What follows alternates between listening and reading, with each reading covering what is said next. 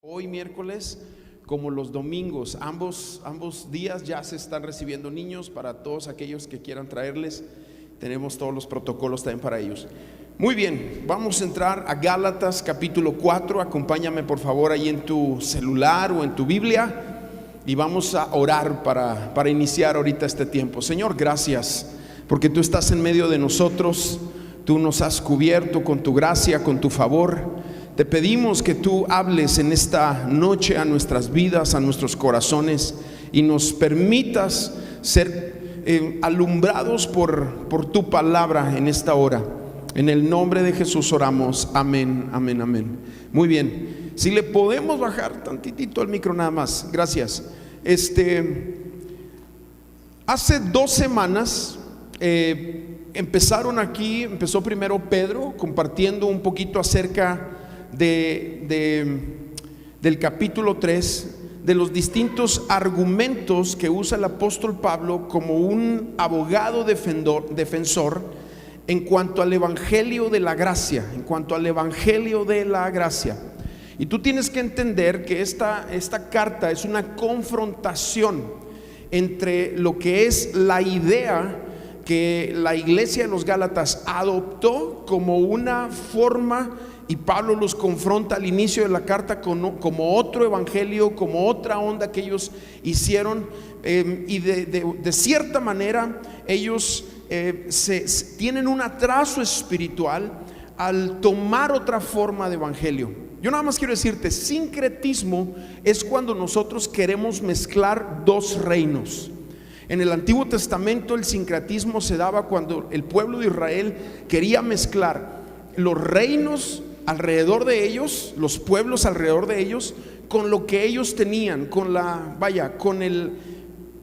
lo que les estaba dando Dios en el Antiguo Testamento. Y en el Nuevo Testamento, sincretismo es cuando nosotros al mensaje del evangelio de la gracia, o sea, solo Cristo y a través de Cristo es que podemos llegar a Dios.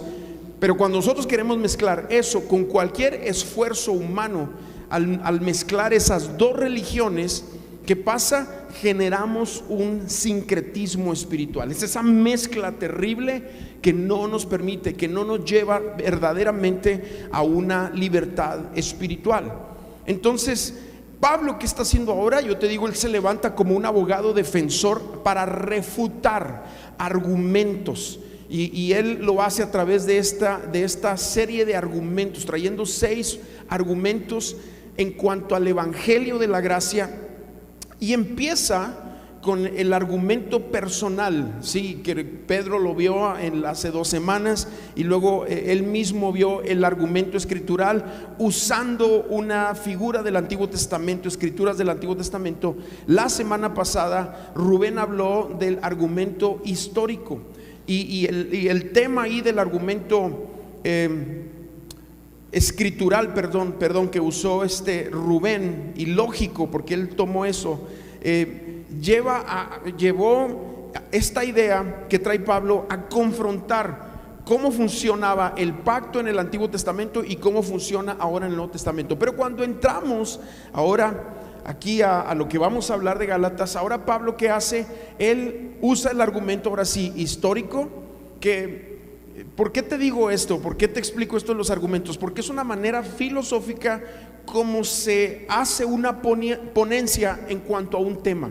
Y Pablo, ya te dije, en forma de abogado, parándose para defender el evangelio de la gracia, él saca sus argumentos para hablarle a los Gálatas que de cierta manera se han distraído, otorgando lo que Cristo les ha entregado por su gracia, por su sacrificio, para adoptar otra forma de evangelio que tiene que ver con los esfuerzos humanos. Entonces ahora Pablo va al argumento histórico usando porciones del Antiguo Testamento, y vamos a ver el día de hoy también ese argumento sentimental, porque él va a hablar como un papá tratando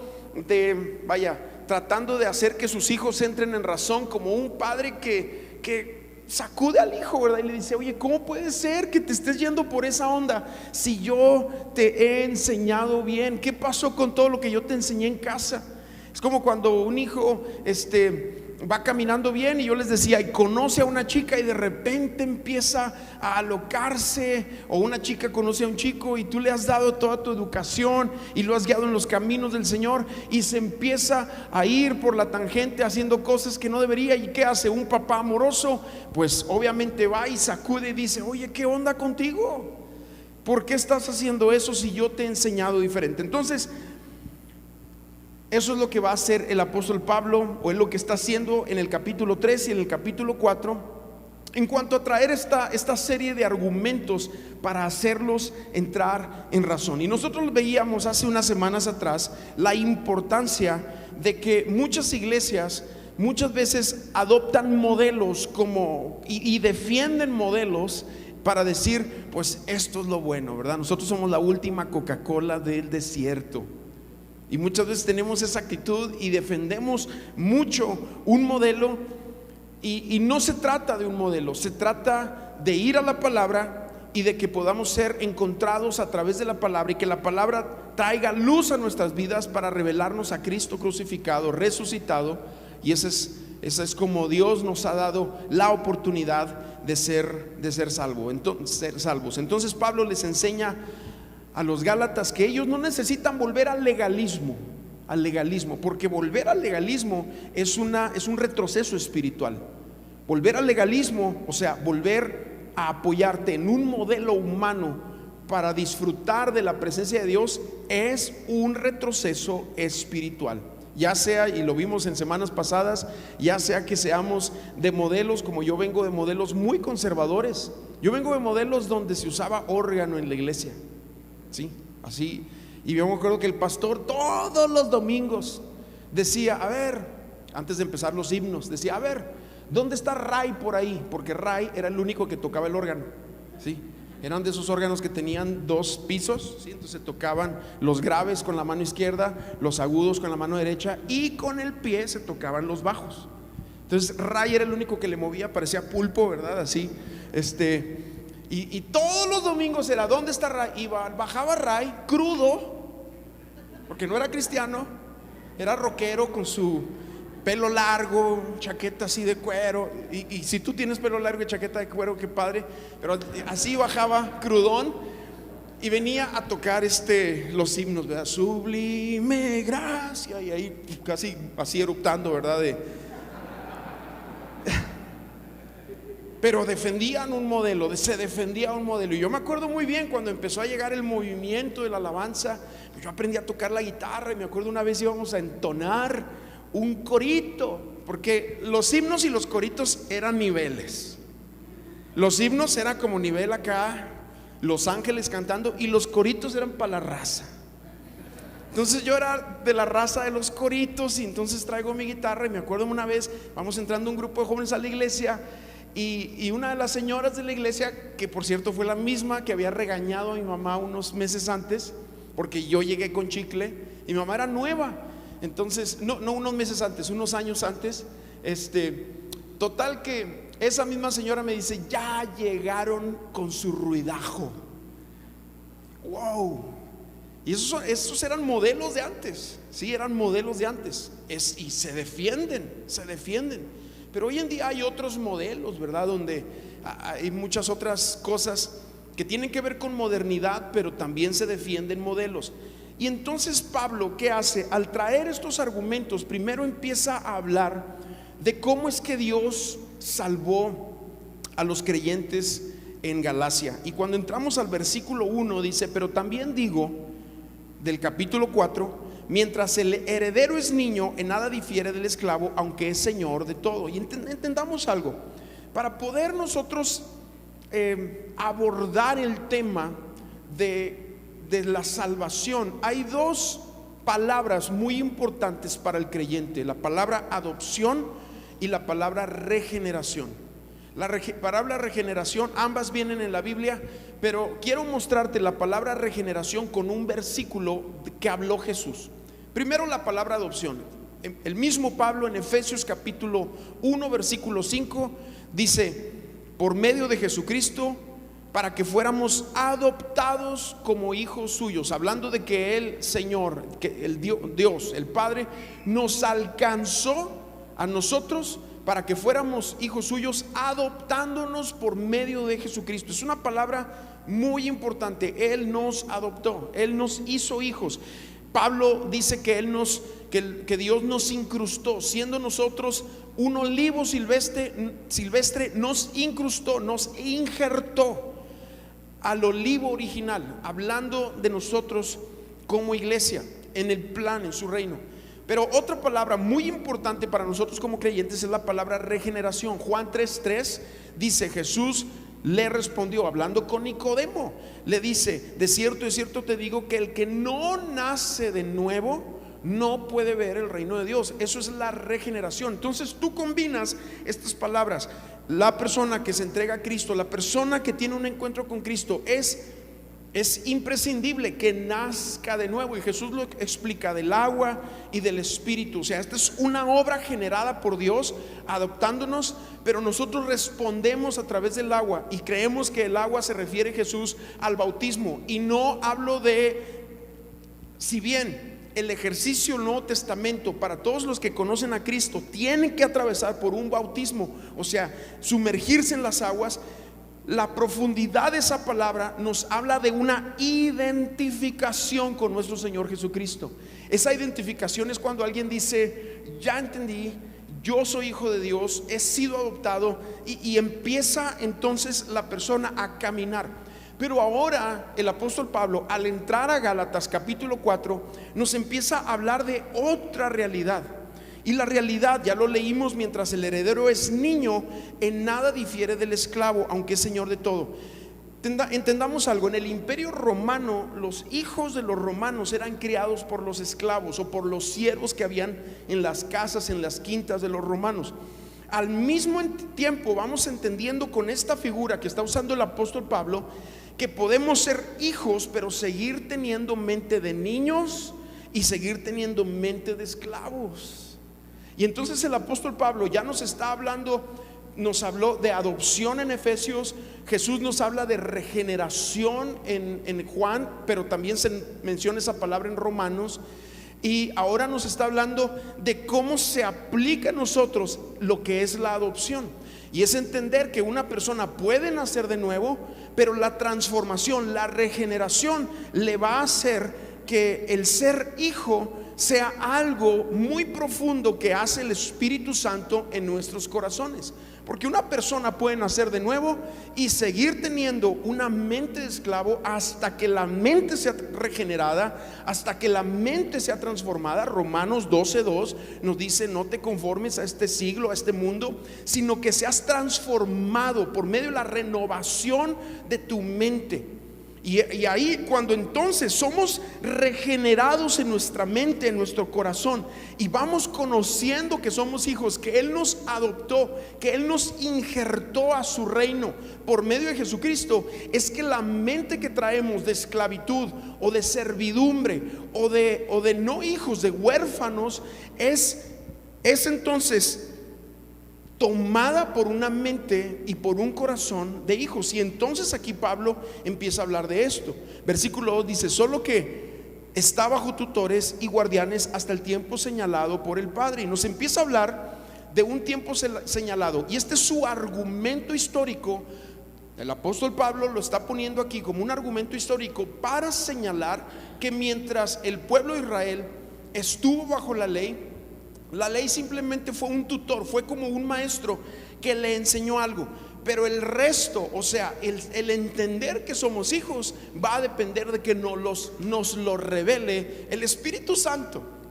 Si el Espíritu Santo no le revela a alguien el peso de lo que significa ser hijos, el peso de lo que significa a Dios, que en la mentalidad conservadora de los judíos no se le podía llamar padre, porque llamarle padre a Dios entonces te hacía igual a Dios. Por eso a Cristo le decían que era blasfemo. Entonces eso desemboca en nuestras vidas, que solamente por medio del Espíritu Santo es que podemos llamarle nosotros a Dios Padre. Y eso es un versículo que viene aquí y vuelve a aparecer en Romanos en el capítulo 8. Versículo 3 dice: así también nosotros, cuando éramos niños, vivíamos en esclavitud y sujetos a los principios básicos de este mundo. ¿De qué está hablando ahí? De que nosotros, Pablo se refiere al pueblo de Israel, a él como judío. Dice, éramos niños, vivíamos en esclavitud, y está hablando justamente de la ley, que estaban, porque la ley no te hace libre. Los esfuerzos humanos no te hacen libre. El pueblo de Israel trató de ser libre, pero no entendieron que su libertad estaba en el Espíritu, en lo que Cristo vendría a ser. Por eso los profetas del Antiguo Testamento, David y muchos otros, Job, siempre apuntaban al Mesías que iba a venir, porque sabían que su redención iba a estar, o el rescate espiritual de sus vidas vendría o iba a estar en la persona de Jesús. Entonces aquí Pablo empieza a meterlos en esta realidad, versículo 4, que nos empieza a hablar de lo que la redención de Dios, o la compra. Redimido significa comprado, que Dios nos compró. Empieza Pablo a explicar lo que es la redención delante de los judíos, usando este argumento histórico, o yendo al pasado del pueblo de Israel. Dice, pero cuando se cumplió el tiempo señalado, Dios envió a su Hijo, que nació de una mujer, versículo 4, y sujeto a la ley,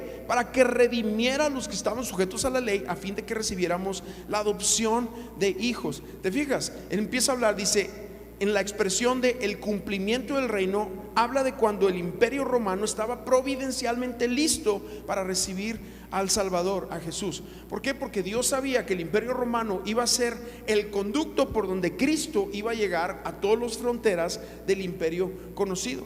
O sea, en otras palabras, y hablando de aquellos tiempos, cuando el apóstol Pablo usa aquí del tiempo señalado, es porque las antiguas religiones estaban de pique, porque los antiguos argumentos filosóficos de Sócrates, Platón, Aristóteles, que son de los tiempos de Nehemías, ahí surge el primero, y cesan más o menos unos 200 años antes de Cristo, estaban de pique. Ya habían probado que esos argumentos tampoco salvaban, tampoco liberaban a las personas. Fue el imperio romano que hizo un montón de caminos. De hecho hay una frase que tenemos hasta estos días: todos los caminos llegan ¿a dónde? A Roma. Y eso viene de ahí, porque el imperio romano, a lo largo de todo el imperio, confeccionó, hizo caminos que todos dirigían a la ciudad de Roma. Pero eso iba a ser muy importante para que el pueblo de Dios y la iglesia expandieran el evangelio. Otra de las cosas que sucede en los tiempos de Jesús, hablando del tiempo señalado al que Dios detuvo a que naciera el Mesías, es porque era necesario que viniera el idioma mundial de ese tiempo, era el griego. Era como el inglés actual. Tú vas a cualquier país y si no sabes inglés, pues te la vas a ver duras, ¿verdad? Ya por lo menos si le arañas al inglés, ahí medio vas a salir avante, ¿verdad? Where's the bathroom? I'm hungry. Pues por lo menos para llegar al baño y saber qué comer, ¿verdad? Si no, vamos a batallar. Bueno, el griego era eso también, y era necesario que en esos tiempos se planteara ese escenario para que viniera Cristo y entonces se expandiera el evangelio.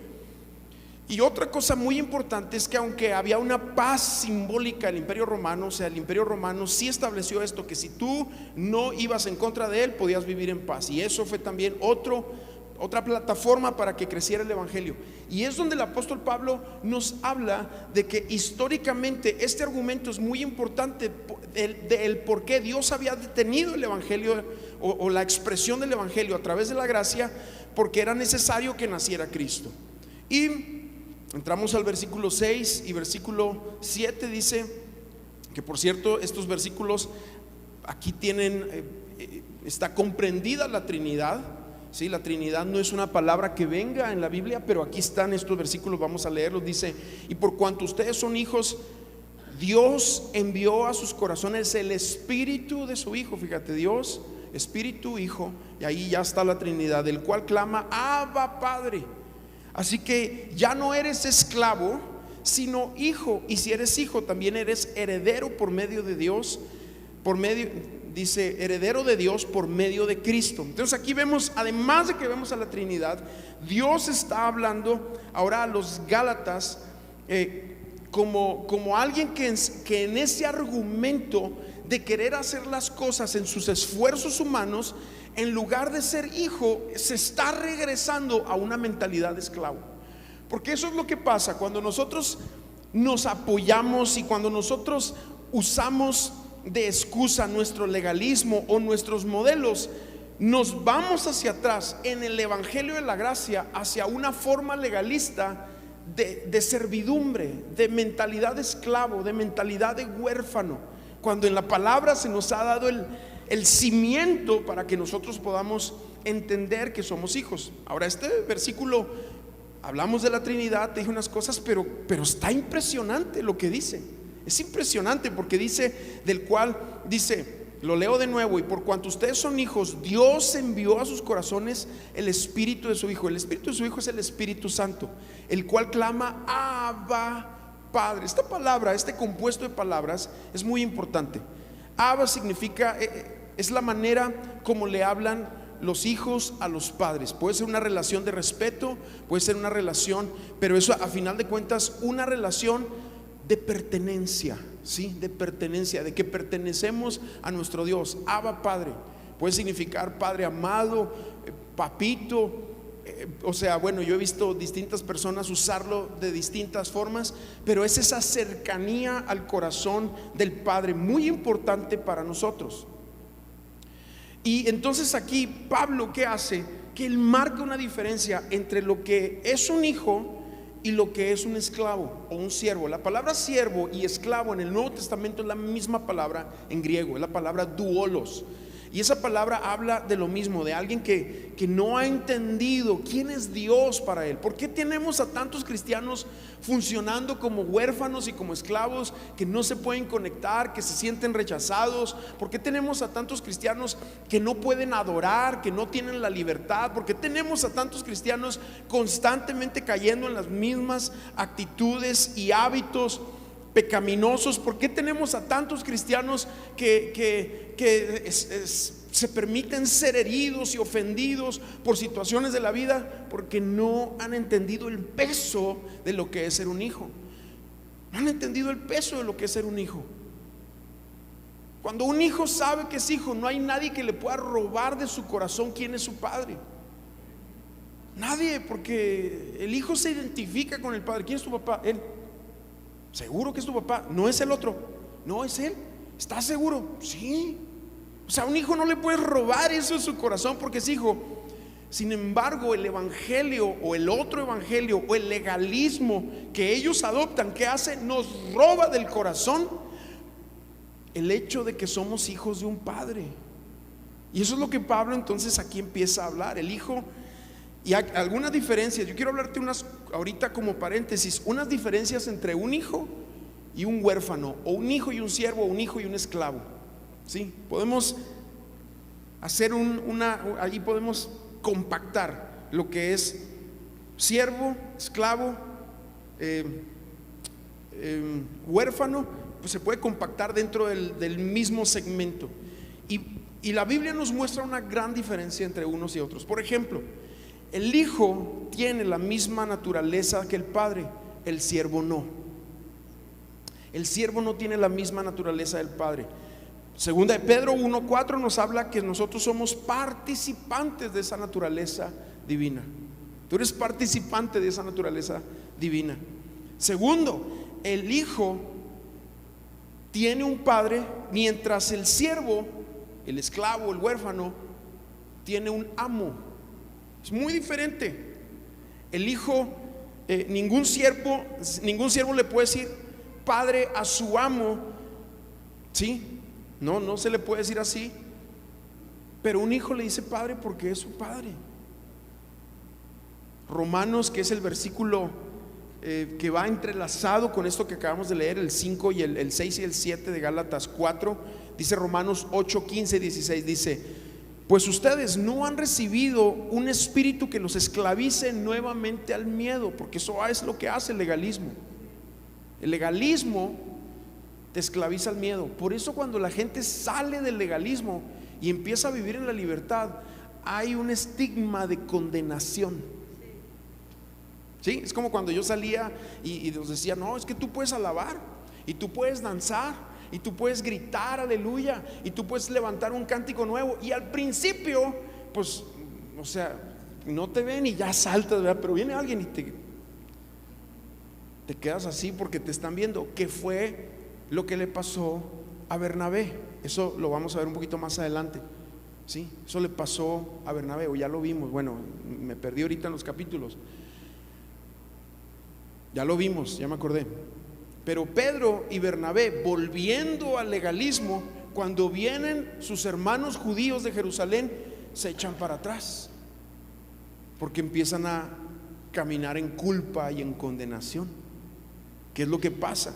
El hijo tiene un padre mientras el siervo tiene un amo. Y nosotros, bueno, aquí este versículo de Romanos dice: no estamos atados al miedo, sino que han recibido el espíritu de adopción, por el cual clamamos Abba, Padre. El espíritu mismo da testimonio a nuestro espíritu. Y aquí es importante resaltar esto, porque si tú estás viendo ahí el versículo en tu celular, o creo que aquí no lo tenemos, pero dice: el espíritu con E mayúscula da testimonio a nuestro espíritu con E minúscula de que somos hijos de Dios. Creo que eso es una acentuación que tiene que venir sobre la iglesia. Entender que eres hijo de Dios. El Padre ama a sus hijos. No hay nada que un hijo haga que le pueda hacer que el Padre lo rechace. El Padre lo puede disciplinar, el Padre se puede molestar, el Padre puede hacer muchas cosas con el Hijo, pero el amor del Padre siempre está ahí, está incluido en el nacimiento, en la cuenta del hospital, ¿verdad? El Padre ama a sus hijos, aunque sea malo, ama a sus hijos, porque eso es algo que Dios ha dado al corazón del Padre. Bueno, yo sé que hay padres malvados que no aman a sus hijos y son unos, pues ponle tú el adjetivo que quieras, ¿verdad? Pero la naturaleza o lo normal es que el Padre ama a sus hijos, y es lo que nos dice aquí. El Espíritu mismo da testimonio en nuestro espíritu de que somos hijos de Dios. Número 3, el hijo obedece por amor, el siervo obedece por temor. Eso es una gran diferencia también. Cuando eres hijo, entonces tu obediencia es porque amas. Ese es el servicio a Dios en cualquier área de la vida, de la iglesia, del ministerio. Está marcada por este entendimiento. Servimos por amor, no por temor, no porque Diosito te va a castigar, no porque Dios te va a cerrar la puerta, no porque no vas a tener la misma prosperidad o la misma salud o lo que tú quieras. No, necesitamos quitar esas mentiras de nuestra mente, que es lo que Pablo está abordando aquí cuando él dice Abba, Padre. El hijo obedece por amor, el siervo obedece por temor, porque si no Dios le va a castigar, porque él da las ofrendas, porque si Dios no lo va a bendecir, viene a la iglesia y sirve, porque si no Dios le va a mandar ahí un rayo. Esas son ideas de esclavitud. Las ideas de hijo es: sirvo porque te amo. Sí, sirvo porque te amo. Cuando los hijos están jóvenes, sirven por obligación, y bueno, ya sabes, ¿no? Lava el carro. Yo me acuerdo de mi papá siempre lava la camioneta. Híjole, mano, pues, ingeniero, tenía unas plastas así de soquete, pues había que lavarla. Pero después uno va entendiendo la honra a los padres. Y la honra a los padres nos lleva a hacer cosas para que ellos se sientan contentos, para que ellos se sientan bien. Y eso es una gran diferencia de lo que está hablando aquí. Romanos 5:5 dice: porque Dios ha derramado su amor en nuestros corazones por el Espíritu Santo que nos ha dado. Juan 14:15 dice: si me aman, me van a obedecer, dice Jesús. Si me aman, me van a obedecer. Pero cuando no entendemos eso y tenemos esa mente de siervos, de esclavos, de huérfanos, la motivación es el temor. ¿Por qué vas a la iglesia? Híjole, es que Dios no me va a ayudar. Y vemos a la iglesia como un amuleto, algo ahí que andamos cargando por mil razones, pero no por la motivación correcta. Y la motivación correcta es eso, una mentalidad de hijos. Entonces el hijo obedece por amor, el siervo obedece por temor. Otra cosa muy importante, y aquí podría quedarme todo el tiempo: el hijo es rico mientras el siervo es pobre. Y algunos van a decir amén. Si leemos Efesios y vemos cómo se expresa, capítulo 1, cómo se expresa el amor de Dios para nosotros, vamos a ver, Efesios es el libro de las riquezas de su gracia, o la epístola que habla de las riquezas de su gracia, y nos dice cómo nos adoptó, nos amó, nos bendijo, nos sentó en lugares celestiales, nos hizo reinar con Cristo. Y empieza Pablo a hablar de la importancia que tiene para nuestras vidas el entender que el hijo es rico, pero el siervo es pobre. El siervo camina en este sentido de pobreza. Tomando algunos versículos bíblicos, no los puedo leer porque no me da el tiempo. Por ejemplo, Salmos 2:8 dice: pídeme y te daré por herencia a las naciones y como posesión tuya los confines de la tierra, hablando de la riqueza que tenemos en Cristo. Recuerda, algunos dicen, no, pues que ese es un salmo mesiánico. Sí, pero somos coherederos con Cristo, nos dice la palabra. ¿Cuándo fue la última vez que pediste por una nación? Que pediste por una ciudad, que pediste por algo así.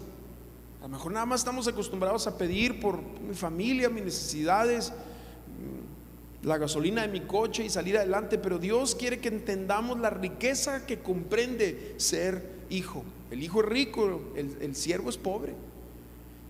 Efesios nos habla de las riquezas de su gracia. Filipenses 4 nos habla de las riquezas de su gloria. Romanos 2 nos habla de las riquezas de su benignidad, de su bondad. Romanos 11 nos habla de las riquezas de su sabiduría. Y Colosenses 1:19 es como si Pablo hace un resumen de todo eso y dice: todas las riquezas de Dios se encuentran en Cristo Jesús. ¡Wow! Porque eso es lo que está disponible para el Hijo. Y la riqueza no tiene que ver con tener dinero o no tener dinero, porque puedes ser rico y manejarte como pobre,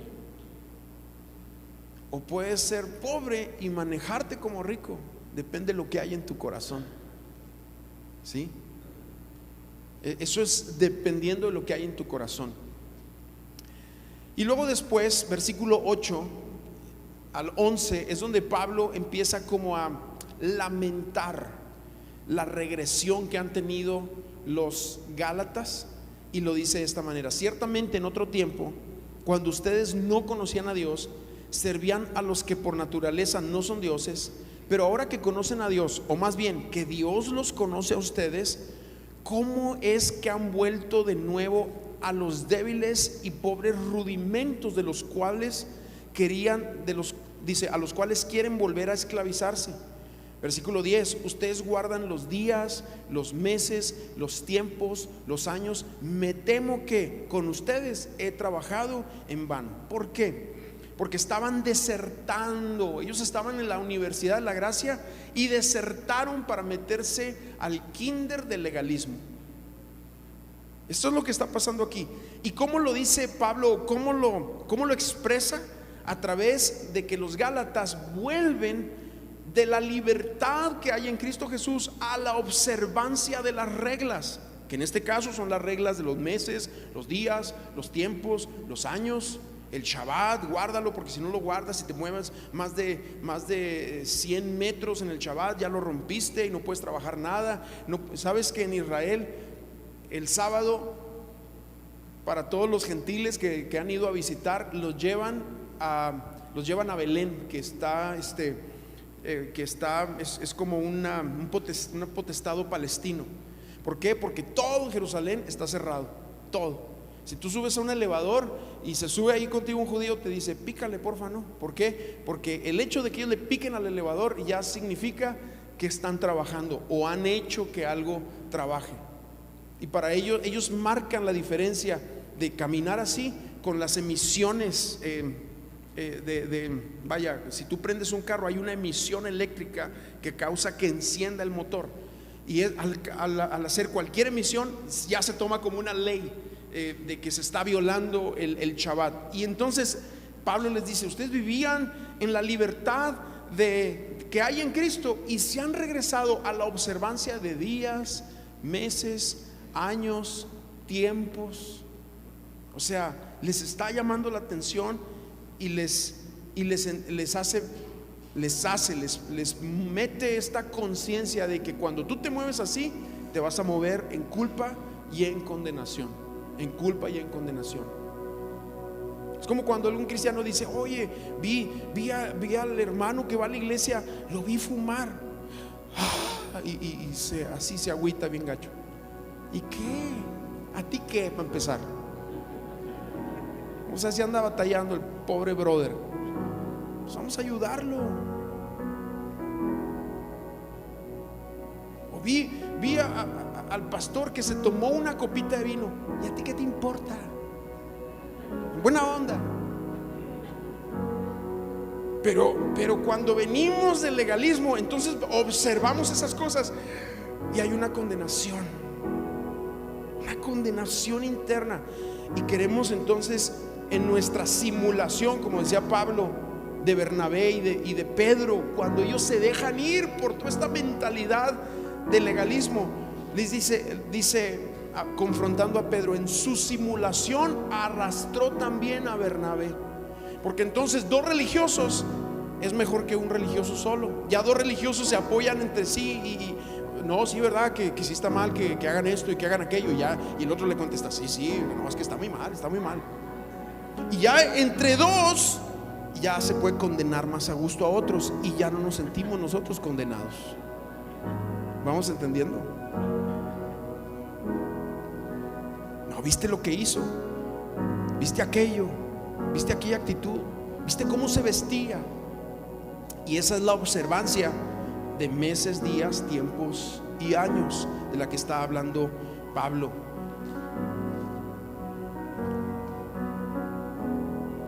Jesús dice, Mateo 15, y esto debe de quedar grabado en nuestros corazones, porque del corazón salen los malos deseos, los homicidios, los adulterios, y menciona Jesús una serie de barbaridades. Versículo 20: estas cosas son las que contaminan al hombre. El comer sin lavarse las manos no contamina a nadie. Hablando Jesús, confrontando a los religiosos de su tiempo, les dice: es lo que proviene del corazón lo que realmente nos ensucia, no lo exterior. Ahora tampoco Jesús está diciendo vivan como quieran, hagan lo que quieran. No está diciendo eso. Nos habla de una libertad que hay en Cristo, y el Espíritu Santo. Ya entendimos esto. Cuando somos hijos, como hijos de un padre, todo lo que hagamos nos va a llevar a agradar al Padre, a servirle por amor, a temerle por amor, a buscar su palabra por amor, y todo lo que hagamos que sea de la profundidad de lo que Dios está haciendo ahí. Versículo 12, nada más voy a leer los últimos versículos en delante, los leo en la NTV, porque ahora el apóstol Pablo brinca de ese argumento histórico de lo del pasado ahora a un argumento sentimental, hablando como un papá, tratando de hacer reaccionar a hijos que se han echado para atrás, que se han vuelto para atrás.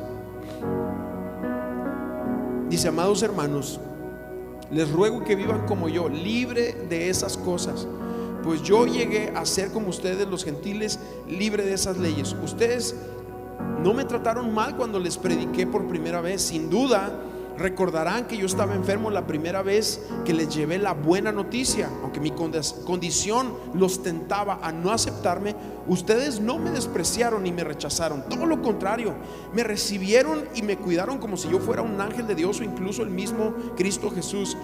Versículo 15: ¿dónde ha ido a parar el espíritu de alegría y de gratitud que antes tenían? ¿Por qué?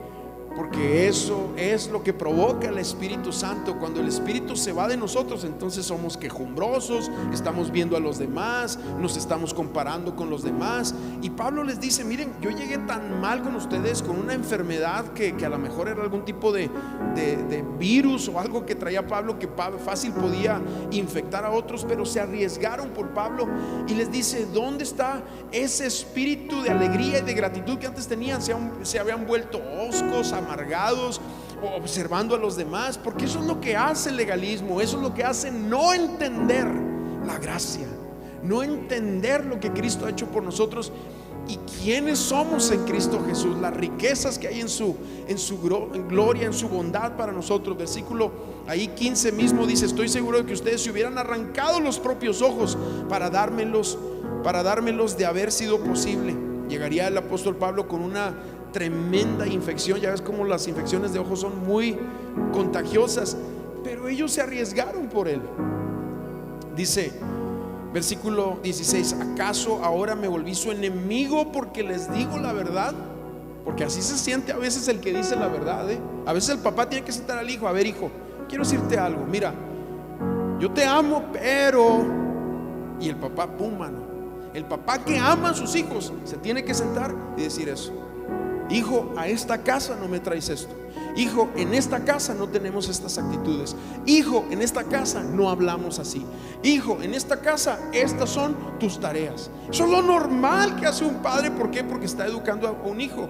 Y aquí él hace esta comparación. Dice: ¿acaso me volví su enemigo porque les digo la verdad? Les digo la verdad. Y esto es... En otra de las epístolas, Pablo dice que hay en los últimos tiempos, se va a levantar gente que solamente quiere que le hablen bonito. Campeón, vencedor, te va a ir bien, vas a triunfar en la vida, vas a prosperar, vas a salir adelante. Y entonces, como la vida no es así, y hay momentos donde no te va bien, y de repente hay un hijo que se te revela, y de repente hay una situación económica, y de repente hay una situación matrimonial, y entonces reaccionamos a esa predicación herética y mentirosa en el dudar internamente: ¿por qué me has abandonado? ¿Por qué me has dejado? Si un día tú me dijiste. Porque adaptamos otra forma de evangelio que no es el evangelio, que no es lo que la Biblia nos está predicando. Versículo 17 es lo que entonces empieza a decir: estos falsos maestros están muy ansiosos de ganarse el favor de ustedes, pero su intención no es nada buena. Lo que quieren es aislarlos de mí para que ustedes solo les presten atención a ellos. ¿Por qué? Porque los gálatas saben que Pablo les va a hablar la verdad, como un padre le habla a un hijo. Como cuando el hijo viene: no, es que mi amigo me dijo esto. Pues él será tu amigo, pero yo soy tu padre. ¿Estás? ¿Verdad? Y de repente al hijo hay que darle ahí sus cachetadas espirituales. ¿Sí o no?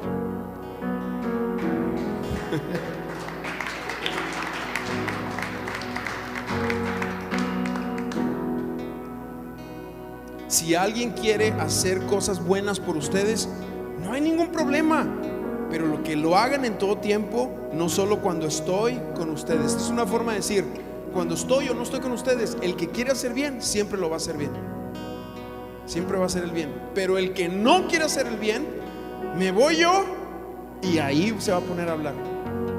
¿Sí? Cuando yo era director del Instituto Bíblico, teníamos ahí, pues siempre llegaban especímenes de toda clase al instituto.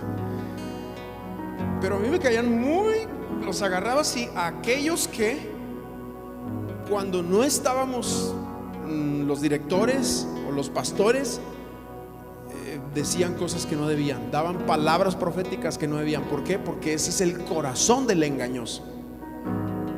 Y hubo gente que quedó marcada por palabras proféticas que les dijeron, por cosas que se dijeron en momentos donde no estaban ahí, donde no había alguien que pusiera, vaya, un estándar de las cosas. Un estándar de las cosas. Y eso pasa, y es lo que le está diciendo. Versículo 19: oh, mis hijos queridos, ahí está. Ya los trapeó, ¿verdad? Al inicio del capítulo 3 le dice: Gálatas insensatos, brutos, mensos, necios, tontos, todo lo que tú quieras traducir. ¿Quién los fascinó, los hechizó, los embrujó para obedecer un evangelio diferente, para irse por otro rollo? ¿Quién? Pero ahora les dice: oh, mis hijos queridos, siento como si volviera a sufrir dolores de parto por ustedes, porque eso es lo que se siente cuando alguien está entre la vida y la muerte, entre recibir a Cristo o echarse para atrás. Y el pastor o el discipulador o el predicador que está ahí está en esa angustia porque sabe que alguien se está echando para atrás, como un padre que ve a su hijo que se retrocede en su relación con ellos. Se siente horrible y se tiene que confiar en el Señor, pero es lo que está diciendo aquí, son como dolores de parto, porque siente el peso el apóstol Pablo de que los Gálatas se están volviendo legalistas. Una iglesia que tenía la libertad en Cristo Jesús, pero de repente, ¡pum!, alguien viene y los cuadra en un modelo. Dice, y seguirán hasta que Cristo, o sea, seguirán esos dolores de parto hasta que Cristo se forme por completo en sus vidas. Desearía estar con ustedes en este momento para poder hablarles en otro tono, pero están tan lejos.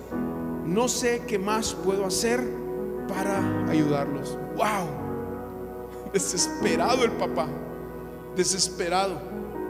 ¿Qué más puedo hacer por ti? Vamos a ponernos de pie. Vamos a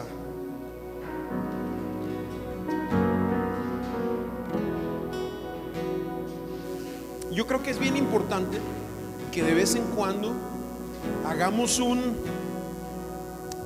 ¿cómo le diríamos? Que de vez en cuando regresemos al corazón de las cosas. Y el apóstol Pablo, al hablarnos aquí, es el Espíritu Santo. Sí, es el Espíritu Santo usando a este apóstol para que quede en la Biblia el regresarnos a nosotros a ese espíritu de hijo que clama Abba Padre, que clama que Jesús es el Señor, que Él es el único en quien podemos confiar. Ahorita cantábamos este canto que dice Cristo, Cristo. Y creo que podemos ahorita, por un momento, ahí donde estás, con ese corazón de hijo, alzar nuestras manos, buscar al Señor y darle gracias porque Él está en medio de nosotros, ¿sí? Así, ahí donde estás, vamos. Cristo, Cristo, la oscuridad temblante. Cristo, Cristo. Amén. Y no hay tinieblas, Señor, que se interpongan contigo. Cristo, la oscuridad temblante. Cristo, Cristo, Amén. temeré. Cristo, Cristo, Sí, Señor. la oscuridad temblante. Cristo, Cristo, no temeré. Con tu Amén. poder Vamos a declarar las esto tinieblas vencerás. sobre tu vida, sobre lo que estés atravesando, viviendo. Otro nombre igual. Tú vivo estás, exaltado en majestad. Y no hay otro nombre igual. Cristo, Cristo, la oscuridad temblante. Cristo, Cristo, no temeré. Cristo, Cristo, la oscuridad temblante. Cristo, Cristo, Cristo, Cristo, la oscuridad temblante. Cristo, Cristo, no temeré. Cristo, Cristo, la oscuridad temblante. Cristo, Cristo. Señor, estamos tan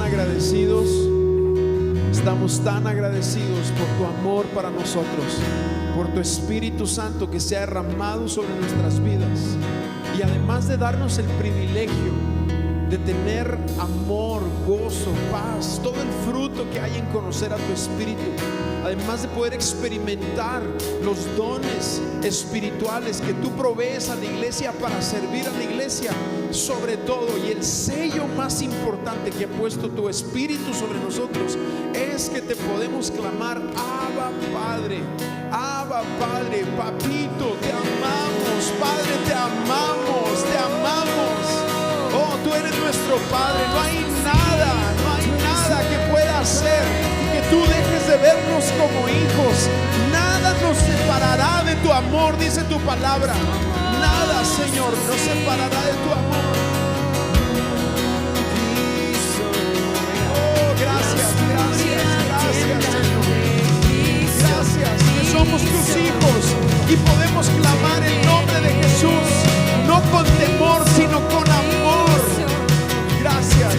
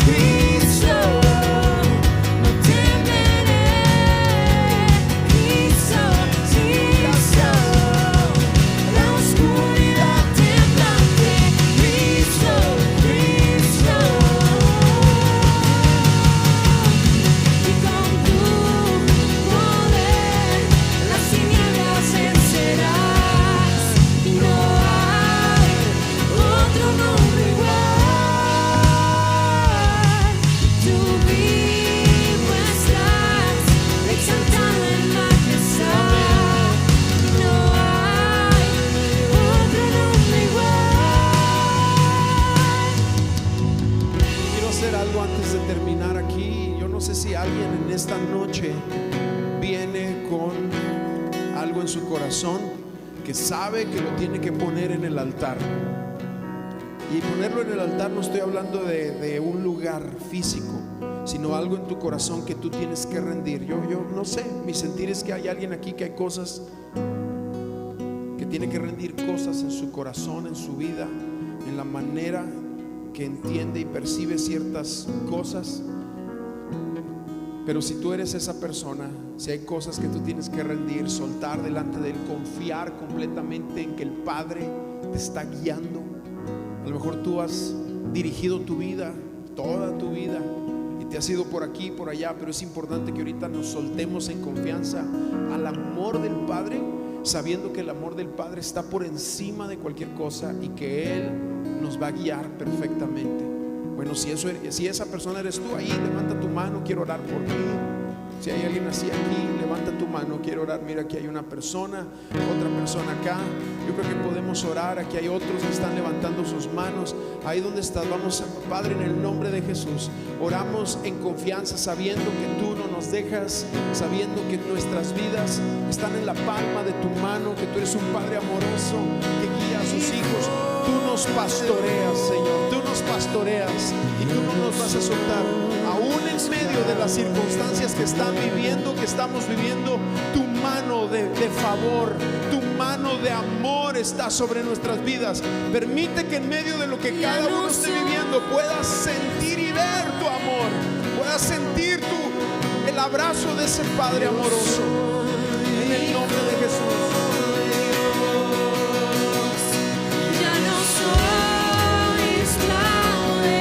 Amén. Así es, Señor. Yo soy hijo. Vamos a declarar esto en adoración. Ya no soy esclavo del temor. Yo soy hijo de Dios. Ya no soy esclavo del temor. Yo soy hijo de Dios. Ya no soy esclavo del temor. Yo soy hijo de Dios.